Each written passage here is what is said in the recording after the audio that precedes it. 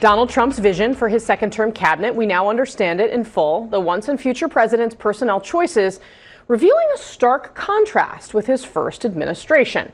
So among Trump's picks this time, an independent with the last name Kennedy who supports abortion rights, more than one former Democratic presidential contender, a centrist Republican who is favored by the Teamsters Union, a man who fundraised for Al Gore and advised George Soros. And then, of course, there are quite a few MAGA loyalists and Fox News favorites. It all adds up to a cabinet that is united not by dogma, but by loyalty to Trump and his vision. Over the weekend, Mike Allen and Jim Vandehei writing this in Axios, quote, "Lost in the noise of Trump's most controversial picks is the simple, undebatable fact that this might be the most ideologically diverse cabinet of modern times. The team represents the Trump worldview. Traditional conservatism is dead, and its biggest lifelong advocates neutered to the point of irrelevance." A Trump transition source told us that most of the picks are a version of Trump in their thinking and approach. They're fearless disruptors who can walk into these buildings and know they have a mandate for reform and change. Yes, I didn't expect to see this. I'm in shock. Whoopi Goldberg unexpectedly shut down co-host attempt to fearmonger about Trump before he even takes office. I don't know if you've seen that video. I'm actually in shock because Whoopi Goldberg acted here in a way that everyone on social media is talking about this video. We have not seen this before.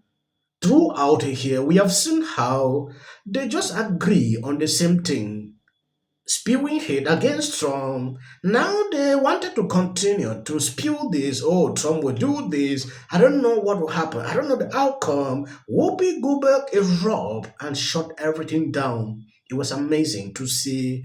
Let me not talk much. I'm going to play this video so you can see exactly what actually happened. God's honest truth, I kind of always thought Trump would win until maybe the final days just because it felt like Kamala Harris had this real momentum. But the signs were there. And I have a very diverse friend group, family, like people who vote different ways.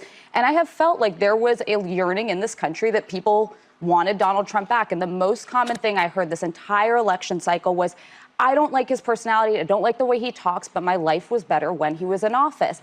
And I'm in this position where I feel a bit unburdened by what has been. I'm going to wait and see. He's not been sworn in yet. I'm somebody who probably agrees with 75% of his policies. If he focuses on creating jobs, on bringing down the cost of living, securing the border in a responsible way, and being tough on America's adversaries, I'm all for it.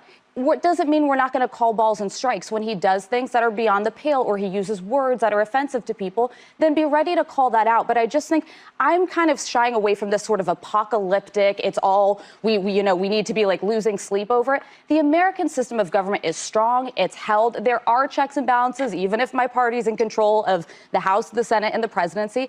And I think we should I root for America, so I root for a smart, serious Donald Trump presidency. So I think what we're all saying is we're going to sit and watch. We're going to wait and see because we can't do anything else except. I'm not going to wait and see. I mean, this guy is told us he's a retribution. He's going to be a dictator. There's nothing to be done until you know what you're fighting. It's pissing in the wind doesn't help. You just get a wet face. But what I'm saying is I have no false expectations that at 78 he's going to all of a sudden turn into a benevolent human being. And I'm not going to spend. I spent weeks telling people that he was apocalyptic. I'm not going to change now because it's still the same man. Not treating every single thing like I think that's when we lose credibility. Well, here's the thing: you lose credibility in many different ways. If you don't know what you're talking about and you accuse him of something, then they're going to blow it back. That's why I say we need to wait and see exactly what you're going to do. Trump was president for 4 years. Nothing happened. The economy was better. People were happy.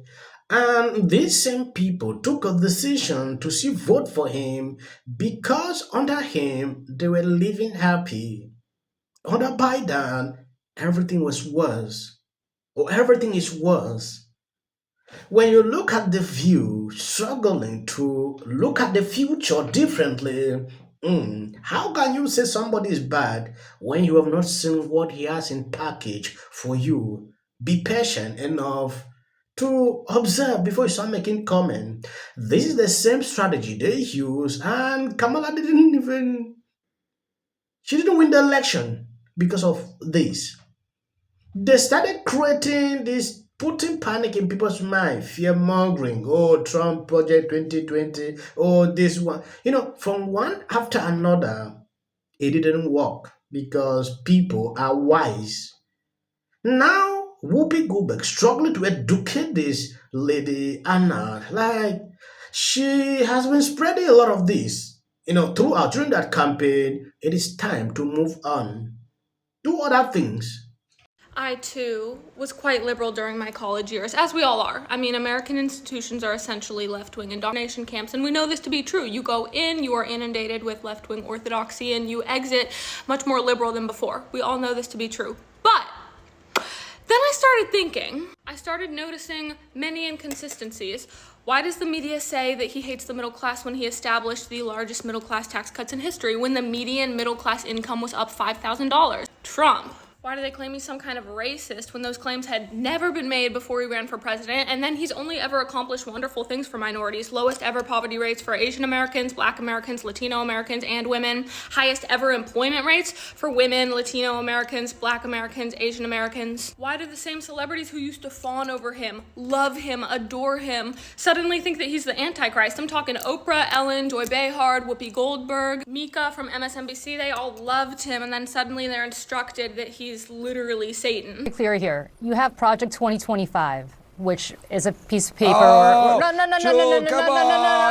But wait, Dave put lifetime benefits on housing, which means that if you hit them, you're homeless. So there are things in this budget that are non-discretionary, David, that you talked about, that this administration has embraced, which is why they put Russ Vought in charge of this whole enterprise to effectively eradicate things that you think are inviolable, but in fact are very much in the scope of what Donald Trump ran on. Yeah, Jim, where's Daniel Dale when we need him, buddy? This is a Snopes moment. Donald Trump has disavowed Project 2025. He put Julie, Russ just listen Vought for a in second. charge. Julie, David, I appreciate you bringing up. I appreciate you bringing up Daniel Dale. We'll have him on sometime soon. I hope. I don't know. He might be off having turkey somewhere. Listen, which probably would be. Stop, Jim. You need to say David, that Project 2025, the Trump administration. You need to acknowledge. Jim, you need to acknowledge that Donald Trump has disavowed Project 2025. He put the architect of Project 25 I was just about in to charge of OMB. Right, David, I was just about to say, Donald Trump out on the campaign trail time and again disavowed Project 2025. I believe you've seen that lady. She's regretting, what she used to think about Trump, but along the way, she has changed her mentality about him after doing her research. Now, looking at CNN, this lady is still there spewing this. Even after the campaign, election is over. They cannot move on. They will still continue to say this. Oh, Project 2020. It's crazy. Wait and observe if Trump will do that. Don't sit here and spew this. It has been debunked over and over more than how many times these people cannot give up. They want to carry this and enter 2028. It didn't help them to win the elections. What is the essence? To spread something that didn't help you. If it helped them, yeah, we go understand. Now, they want to click into all the lies they spread. It's annoying sometimes when I see Libras doing this. I think that politics has substituted religion to some extent. People have almost like this religious zealotry toward their political beliefs. And when that happens, it's really difficult to have a conversation with someone without it immediately devolving into allegations of bad faith, of lying, deception, all sorts of things. And so maybe that's part of it. But honestly, I didn't really notice this as an issue in America until Donald Trump was running for president and then after he got elected as president. And I am 1,000,000% guilty of honestly allowing him to kind of break my brain for a little bit because I saw him as such a significant threat. I decided to summarize some of these issues on these single videos because I don't like to create multiple videos or make it too long. Sometimes it can be boring. Thank you guys for always being there, sharing out my videos. God bless you abundantly. Push it. That's what she did. NBC News can now project that Donald Trump has won the state of Wisconsin, which means he is the winner of this race and will return to the White House. Donald Trump will be our next president. Donald Trump will become the 47th president of the United States. CNN projects that Donald Trump has been elected president, defeating Vice President Kamala Harris and making a political comeback unlike any in modern American politics. You know what? Donald Trump likes my music. Please register to vote. Look at this. She's only up by 15 points. Caught Taylor Swift. But if you said to me, out of the people that exist, Elon Musk bought X and turned it into the social media arm of the MAGA. I have a legal note. You want to take this one? Play that sound for me. Legal note. I do have a legal. Refuse to make them for me.